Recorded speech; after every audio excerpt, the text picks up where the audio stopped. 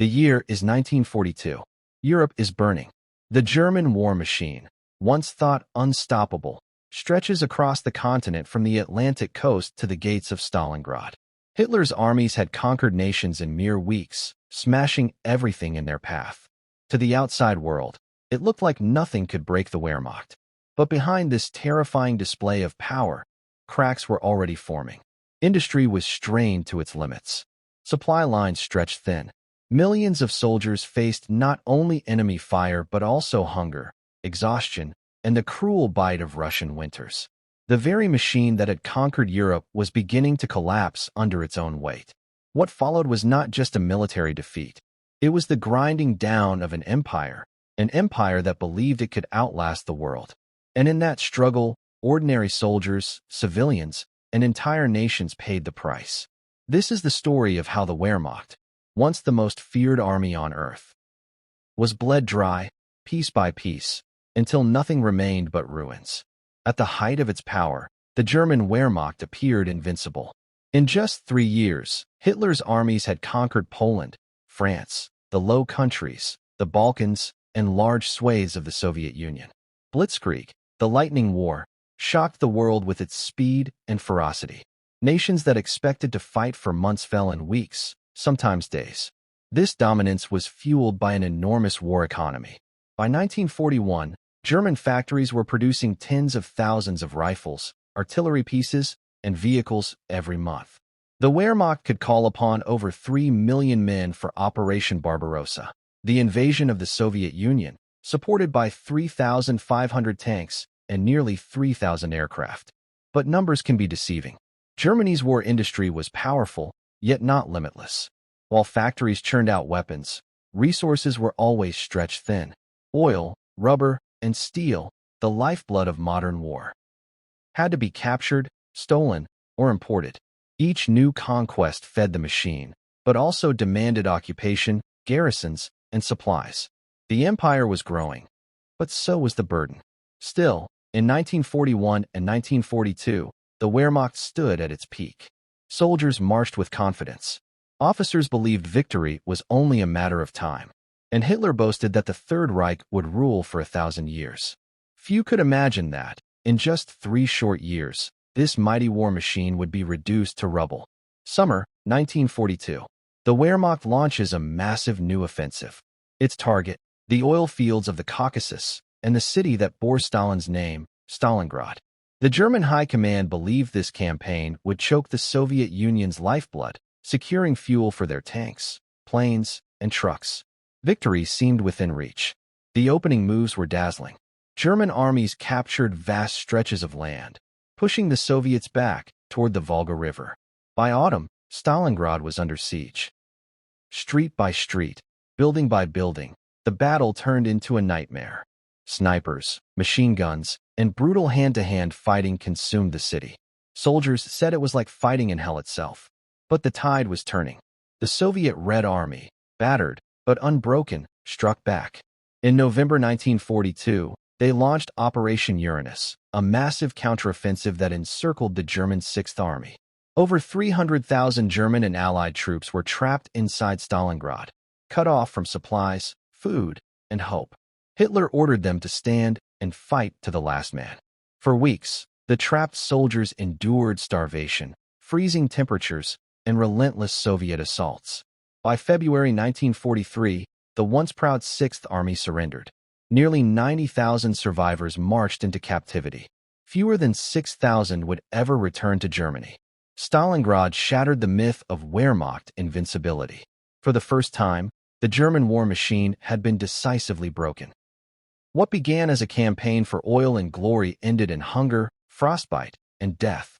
From this moment onward, the Wehrmacht would never again regain the initiative on the Eastern Front. After Stalingrad, the German Wehrmacht was no longer the hunter, it was the hunted. On the Eastern Front, the Red Army pushed westward with relentless force. In North Africa, Rommel's Afrika Korps was driven back across the desert. And in the skies above Germany itself, a new war raged, one that would devastate the home front. By 1943, Allied bombers were pounding German industry day and night. Cities like Hamburg, Cologne, and Dresden were reduced to rubble. Factories that once produced tanks, planes, and artillery were destroyed in firestorms. Civilians huddled in basements, listening to the howl of sirens and the roar of collapsing buildings. The Reich promised victory, but what people saw above them was only death from the sky. The numbers told a grim story. German tank production, which had once surged past 6,000 units a year, was crippled by shortages of raw materials and the destruction of assembly lines. Oil became scarcer by the month. Without fuel, the once feared panzers sat idle, and the Luftwaffe struggled to put planes in the air. For ordinary Germans, life became a daily struggle for survival.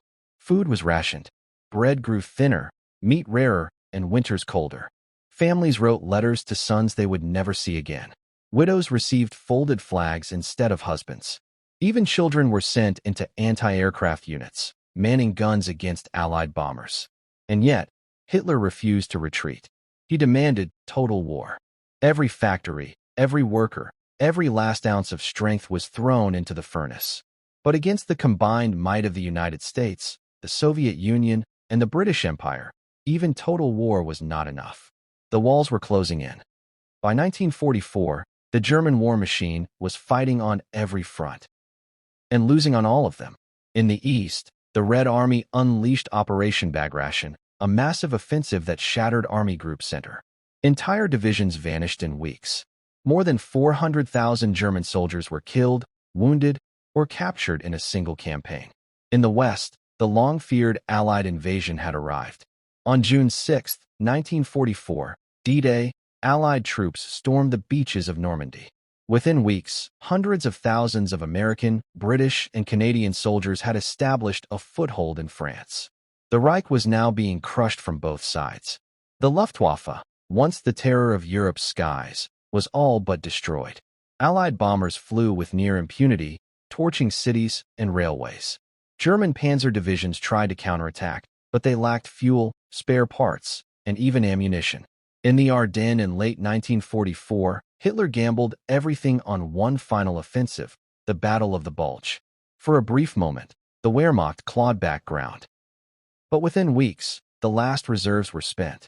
The gamble had failed. By early 1945, the once mighty Wehrmacht was a shadow of itself. Boys as young as 12, old men in their 60s, were pressed into service with little more than rifles or Panzerfausts. Entire units disintegrated under the weight of desertion, hunger, and hopelessness. The Red Army was at the gates of Berlin, and the Western Allies had crossed the Rhine. In May 1945, the end came. Berlin was reduced to ashes. Hitler was dead, and the Wehrmacht, once the most feared army on earth, lay in ruins. Over 5 million German soldiers were dead. Millions more were prisoners. Cities were destroyed, families broken, and a nation left in despair. The thousand-year Reich had lasted barely 12. The story of the Wehrmacht is not just a tale of battles and numbers. It is the story of human ambition, human suffering, and human cost. An army that believed it could dominate the world instead consumed its own nation in fire and blood. Behind every statistic, every division lost, every factory destroyed, were men and women whose lives were shattered. The German soldier freezing at Stalingrad. The mother in Hamburg searching for her child in the rubble. The prisoner of war marching east, never to see home again. And the millions of civilians across Europe, Poles, French, Russians, Jews, and countless others, who suffered under occupation, brutality, and death. The Wehrmacht's downfall was not sudden, but a slow unraveling. From the confidence of 1941 to the desperation of 1945, it was a march into ruin. No speech, no ideology, no promise of total war could halt T.